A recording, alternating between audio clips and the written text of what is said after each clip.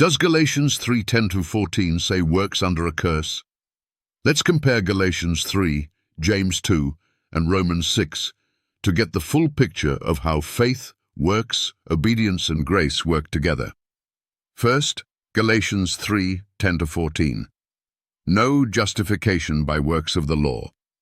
As we covered earlier, Paul is warning that relying on the law for salvation, i.e., trying to earn salvation by obedience, puts us under a curse, because no one can keep the law perfectly. Christ took that curse, the penalty of sin, upon himself. Salvation is a gift through faith, not through works. Ephesians 2:8-9 confirms this. Summary: we are not saved by works. We are saved by faith in Christ. Second, James 2:14-26. Faith without works is dead. James 2:17. Even so faith, if it hath not works, is dead, being alone. James 2:24. Ye see then how that by works a man is justified, and not by faith only. James is addressing a different issue.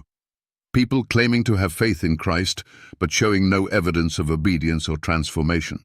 Summary: James is not teaching that we are saved by works. He's saying that true faith will always produce works.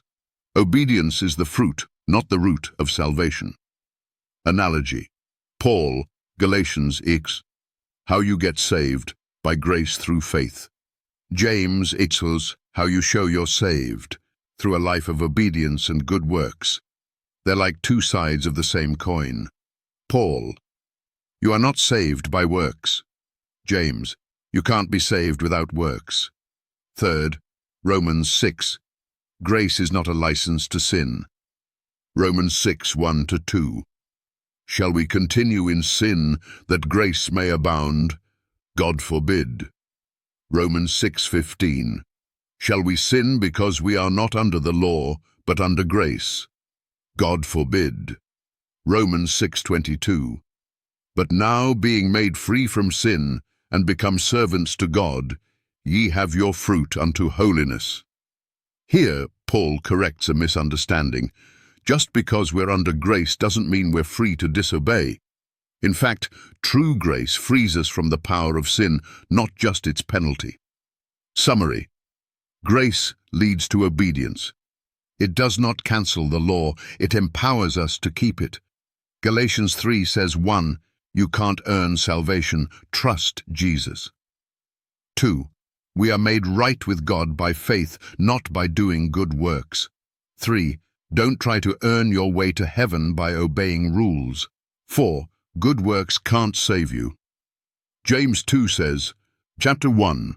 If you really trust Jesus, your life will show it. 2. Real faith is shown by our actions.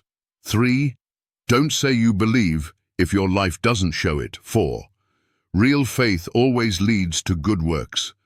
Romans 6 says, 1. God's grace sets you free from sin so you can obey him. 2. When we follow Jesus, we live a new life. 3. Don't use grace as an excuse to keep sinning. 4. Good works are the result of true faith. 5.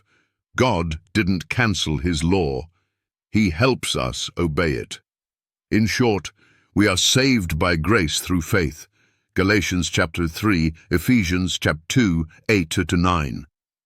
True faith produces obedience and good works. James chapter 2. Grace doesn't give us permission to sin. It gives us power to overcome sin. Romans 6.